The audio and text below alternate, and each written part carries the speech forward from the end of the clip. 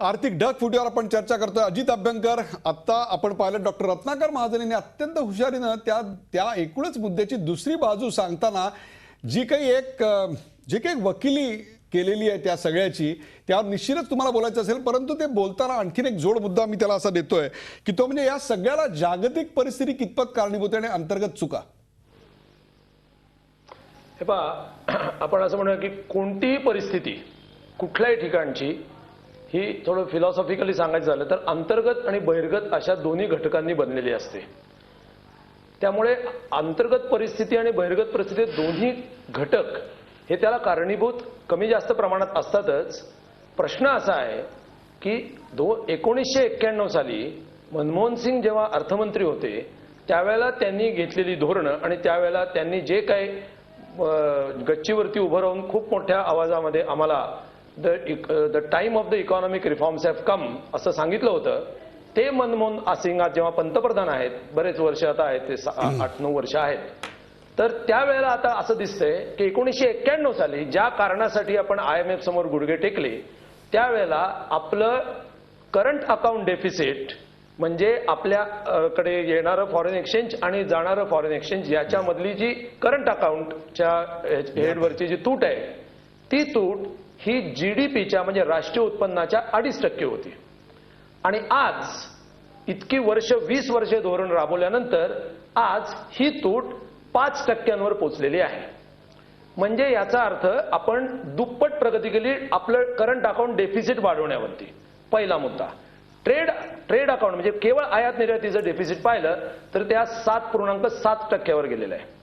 जेव्हा 91 साली आपण IMF समोर गुडघे टेकले त्यावेळेला आपल्याकडे एक महिन्याभराचं टन सोनं गहाण टाकलं होतं. मला आठवत आहे 67 टन सोनं गहाण टाकलं होतं. नाही बरोबर आहे. मुख्य म्हणजे IMF समोर गुडघे टेकणं सगळ्यात महत्वाचा मुद्दा आहे त्यातला. तर त्यावेळेला आपल्याकडे साधारण महिन्याभराचे इम्पोर्ट इतकं फॉरेन एक्सचेंज शिल्लक होतं अशी आपण खूप मोठी रडकथा जगाला सांगितली.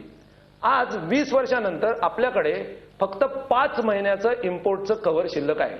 चायनाकडे हे 18 महिन्याचं आहे, ब्राझीलकडे हे 11 महिन्याचं आहे. म्हणजे तुलनात्मक सहज आपलं सांगितलं म्हणजे जगामध्ये काय हे सुद्धा एक माहिती असावं म्हणून.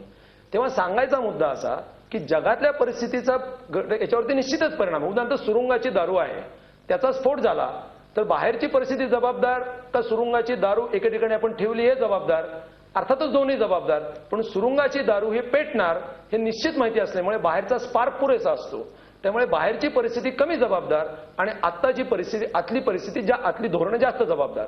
तेव्हा काही प्रमाणामध्ये खरं आहे की अमेरिकेमधलं जे त्यांचं मनी सप्लाय मॉनिटरी पॉलिसी आहे ती त्यांनी आता बदललेली आहे आणि साधारणपणे कॉन्ट्रॅक्शन ऑफ मनी हे धोरण त्यांनी आता अलीकडे घ्यायला सुरुवात केल्यानंतर डॉलरचा पुरवठा आंतरराष्ट्रीय बाजारपेठेतला किंवा अमेरिकेतला कमी झाला आणि त्याच्यामधून डॉलर्स हे मागे घ्यायला म्हणजे विड्रॉ व्हायला सुरुवात झाली आणि त्याचा काही एक परिणाम आपल्यावरती झाला.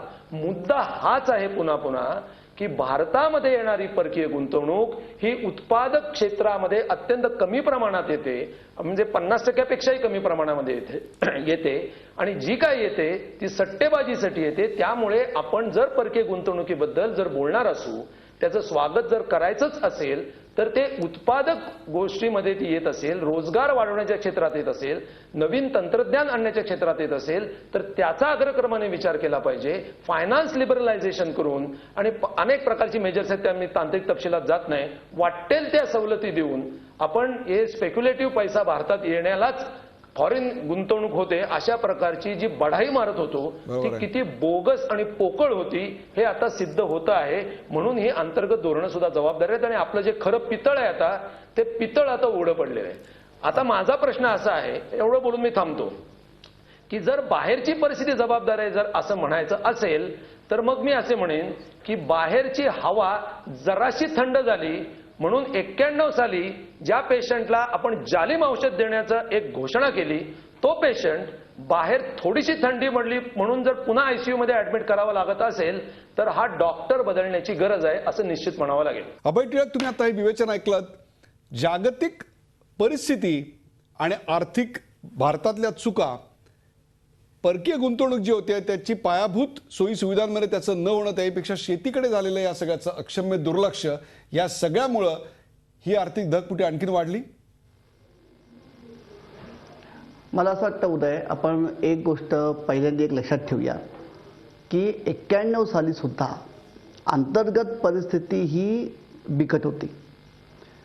अमेरिकेने म्हणजे बुश महाशयांनी कुवेतवरती जेव्हा सद्दामने घुसखोरी केली तेव्हा इराक विरुद्ध युद्ध पुकारल्यामुळे तेलाचे भाव वाढले आणि मग संपूर्ण आपलं जे एकूण तेलावरती आधारित असणारं अर्थकारण व्यस्त बनल्यामुळे सुधारणा करायला लागल्या.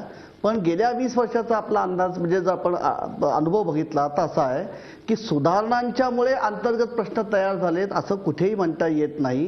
पूर्वापार जे प्रश्न आमचे आहेत त्याची फक्त तीव्रता आता वाढलेली आहे, हा पहिली गोष्ट.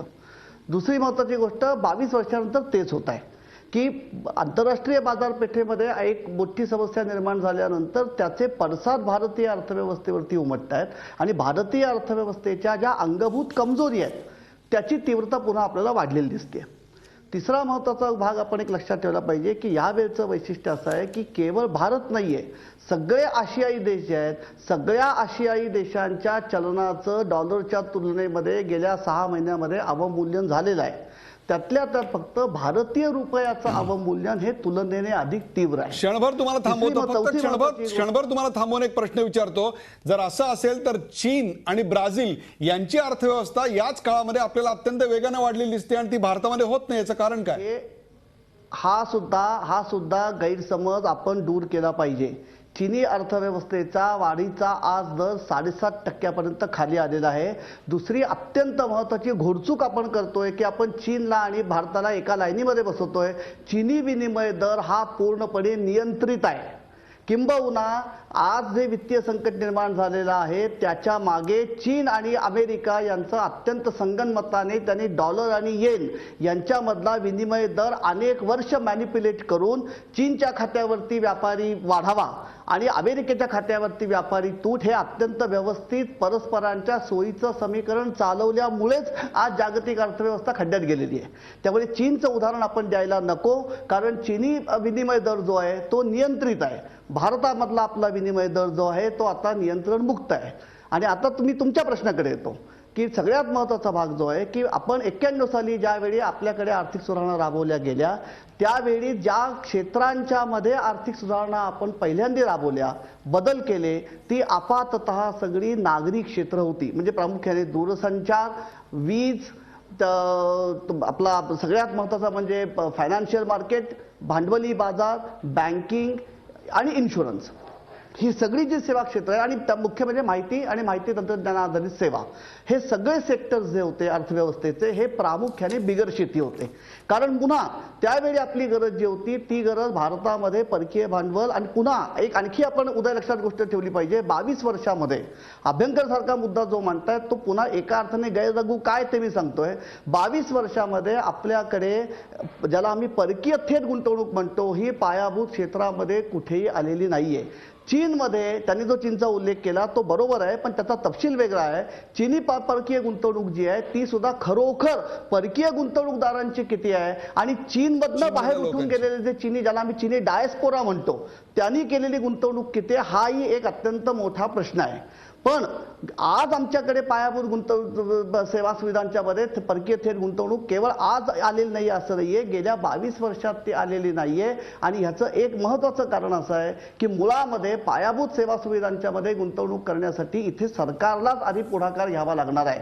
आणि शेवटचा मुद्दा, तुमच्या प्रश्नाचं उत्तर, गेल्या 22 वर्षामध्ये शेतीच्या संदर्भामध्ये आम्ही काहीही केलेलं नाहीये, हे अगदी खरं आहे. आणि ह्याला पुन्हा कारण एक लक्षात घ्या तुम्ही, शेती हा राज्यांचा विषय आहे. आणि आपण जर बघितलं, मी 1 मिनिटात हा मुद्दा स्पष्ट करतो कारण हा अत्यंत महत्त्वाचा मुद्दा आहे. तो असा आहे की 98 सालापासून आपण जर आपल्या संपूर्ण अर्थव्यवस्थेची, भारतीय अर्थव्यवस्थेची, विशेषतः राज्यांच्या अर्थव्यवस्थांची वाटचाल जर बघितली तर 5व्या आणि 6व्या वेतन आयोगाची अंमलबजावणी झाल्या सगळ्या राज्य सरकारांची वित्तीय परिस्थिती ही ताबडतोब ढासळते. हा गेल्या आपल्या 10 वर्षातला 2 वेळा आलेला अनुभव आहे. 5व्या वेतन आयोगाची अंमलबजावणी झाल्यानंतर साली राज्यांचा महसुली खर्च एकदम वाढला, महसुली तूट वाढली, त्यामुळे राज्यांना भांडवली गुंतवणुकीकरता पैसाच उरला नाही. तो परिणाम 2007-8 सालापर्यंत ओसरतो न ओसरतो तोपर्यंत 6व्या वेतन आयोगाची अंमलबजावणी झाली, पुन्हा राज्यांची महसुली तूट वाढली. शेती हा राज्यांचा विषय असल्यामुळे शेतीमध्ये पायाभूत सेवा सुविधांमध्ये गुंतवणूक करण्यासाठी राज्य सरकारांच्याकडे 98 सालानंतर पैसाच उरत नाहीये. ही सगळ्यात मोठी अडचण आहे. त्यामुळे ह्या गोष्टीचं खापर 91 सालापासून आम्ही केलेल्या आर्थिक सुधारणा कार्यक्रमावरती लादणं आणि म्हणून केंद्र सरकारला जबाबदार धरणं हे राजकीय दृष्ट्या सोयीचं असलं तरी वस्तुस्थितीशी त्याचा आज आपण राजकीय चर्चा करत नाही आहोत. आज आपण या मुद्द्यावर राजकीय चर्चा करत नाही आहोत. विनय सहस्त्रबुद्धे, मला सांगा, $11 बिलियन डेट आणि इक्विटी मार्केटमधनं परदेशी गुंतवणूकदारांना काढून घेतले. त्याहीपेक्षा सुद्धा चिनी डिएस्पोरा तिकडे इन्व्हेस्टमेंट करते चीनमध्ये, पण भारतीय डिएस्पोराला भारतात इन्व्हेस्टमेंट करावी असं वाटत नाही. उलट आमच्याकडनं FII आणि FDI बाहेर चाललेले आहेत. बँकेतले डिपॉझिट्स काढून घेत आहेत NRIs. विनय सहस्त्रबुद्धे, $11 बिलियन काढून घेण्यात आले. त्याहीपेक्षा FII आणि FDI यांचाही गुंतवणुकीचा ओघ कमी झाला, तर भारतीय गुंतवणूकदारांनी परदेशात गुंतवणूक करणं सुद्धा एक प्रकारे आता टाळतायत. आमची विश्वासार्हताच लयाला गेली. निश्चितपणे ती लयाला गेली, म्हणजे जवळजवळ ती संपुष्टात आली आहे. आणि हे मी म्हणतोय असं नाही, कारण मी असं काही म्हटलं की आमचे मित्र असं म्हणतात की हे अलंकारिक भाषेत बोलतात. अहो, हा अलंकार नाही आहे, हो, हा आक्रोश आहे, आक्रोश. परंतु तुम्ही इतके असंवेदनशील झाला आहेत की त्या अलंकार तुम्हाला असं वाटतं की हे नाटकी बोलतायत. अहो, सगळी जनता या विषयाबद्दल अत्यंत म्हणजे संतप्त आहे आणि तिचा आक्रोश जो आहे तो तुमच्यापर्यंत पोहोचत नाही. राहिला मुद्दा तुमचा जो आहे की विश्वसनीयतेचं संकट, हा शब्द मी वापरत नाहीये. कालच्या इंडियन एक्सप्रेसमध्ये मनमोहन सिंगांचे आतापर्यंत जे त्यांचे माध्यम सल्लागार होते संजय बारू, त्यांचा लेख प्रसिद्ध झाला आहे. त्या लेखात त्यांनी म्हटलंय की क्रायसिस ऑफ क्रेडिबिलिटी, या सरकारवर कुणाचा विश्वासच उरलेला नाही, त्यामुळे इथून भांडवलाचं पलायन होत आहे परदेशामध्ये. आता काँग्रेसचे प्रवक्ते जे आहेत ते असं म्हणत होते की NRIsनी काढून घेतलं, ते सगळे NRI भाजपचे आहेत आणि म्हणून राजकीय निर्णय त्यांनी केला असं ते म्हणणार नाहीत अशी मला आशा आहे. परंतु या सगळ्याचं खापर पुन्हा हे विरोधकांवर फोडतात. आणि म्हणून मला असं वाटतं की हा जो क्रेडिबिलिटीचा क्रायसिस आहे, विश्वसनीयतेचं जे संकट आहे, त्याच्या मुळाशी गुड गव्हर्नन्स या विषयातली जी उदासीनता आहे, सुशासनाच्या संदर्भामधली जी उदासीनता आहे, कोणत्याही प्रकारची नीती नाही, अंमलबजावणीचं कोणतंही धैर्य नाही, सगळ्या प्रकारचं लोकानुरंजन, हे अनेक अर्थतज्ञांनी सांगितलेलं आहे की 2009 पर्यंत, 2002-03च्या पार्श्वभूमीवर 9 पर्यंत यांनी अर्थव्यवस्थेला बळकटी आणण्यासाठी काही परिणाम योजले. परंतु 2007-08 आणि विशेषतः 9च्या निवडणुकांनंतर त्या सगळ्या परिणामांची जी काही त्याच्याबद्दलची जी एक विश्वसनीयता होती ती संपुष्टात आली, कारण लोकानुरंजनाला यांनी महत्त्व दिलं आणि त्या लोकानुरंजनामुळे आज ही स्थिती निर्माण झालेली आहे. त्यामुळे हे विश्वसनीयतेचं संकट आहे, हे शासकतेचं संकट आहे, हे निर्णय क्षमतेचं संकट आहे आणि सगळ्यात महत्त्वाचं म्हणजे हे केवळ आर्थिक संकट नाही, हे एक राजकीय संकट आहे. आणि त्यामुळे जनता आता या सरकारला अत्यंत आपण राजकीय मत क्षणभर, विनय सहस्त्रबुद्धे, राजकीय मत बाजूला ठेवा, परंतु तुम्ही जो मुद्दा मांडलेला आहे तो क्रेडिबिलिटीचा, ज्या मुद्द्याचा आपण समर्थन केलं तोच मुद्दा घेऊन येतोय रत्नाकर महाजन यांच्याकडे. रत्नाकर महाजन, अतिशय गंभीर मुद्दा आहे, आमची पतच लयाला गेली. असं आहे की आपण आत्ता 91 साली आर्थिक सुधारणांचा कार्यक्रम सुरू व्हायच्या आधीच्या आर्थिक परिस्थितीचा जो उल्लेख केला, त्याच्या बाबतीत एक पार्श्वभूमी लक्षात घेतली पाहिजे की मुंबईच्या रिझर्व्ह बँकेतलं सगळं सोनं गोळा करून मध्यरात्री सांताक्रूज विमानतळावरून सरळ लंडनला नेलं, तेव्हा अर्थमंत्री होते यशवंत सिन्हा.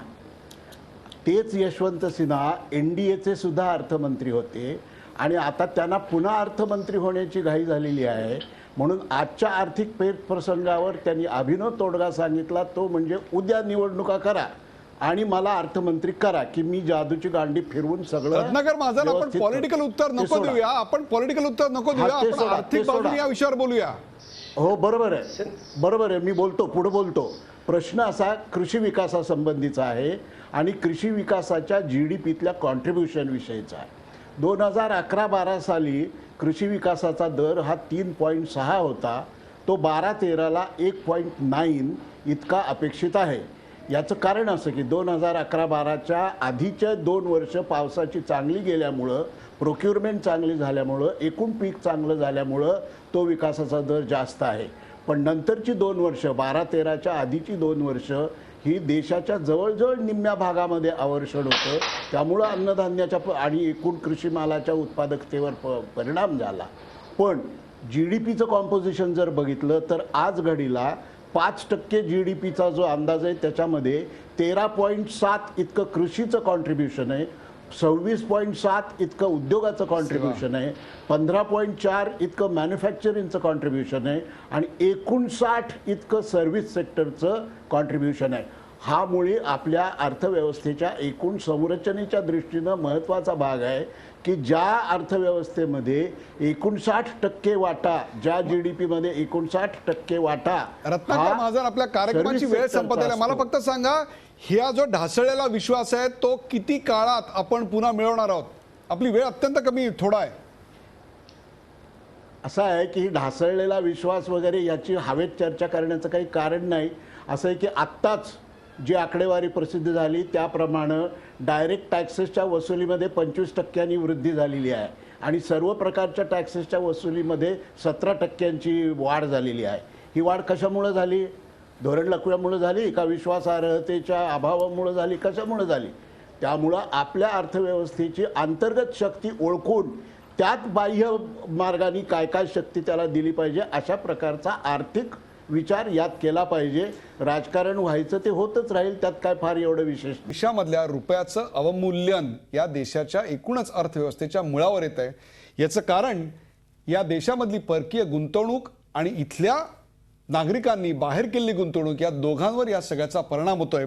पायाभूत सोयीसुविधांमधल्या अनेक प्रकल्पांना आज कात्री लागलेली आहे, तर शेतीसारख्या अत्यंत महत्त्वाच्या उद्योगामध्ये कोणत्याही प्रकारची गुंतवणूक होताना दिसत नाही. धोरण लकवा की धोरण सुट्टी या वादात न पडता एक नक्की आहे की सध्या तरी भारतीय अर्थव्यवस्थेच्या आर्थिक ढगफुटीला सुट्टी देण्याकरता म्हणून काहीतरी कठोर उपाययोजना करण्याची गरज निश्चित निर्माण झालेली आहे. या कार्यक्रमात सहभागी झाल्याबद्दल चारही मान्यवरांचे आभार. ताज्या बातम्यांसाठी पाहत राहा झी 24 तास, एक पाऊल पुढे. झी 24 तास, एक पाऊल पुढे.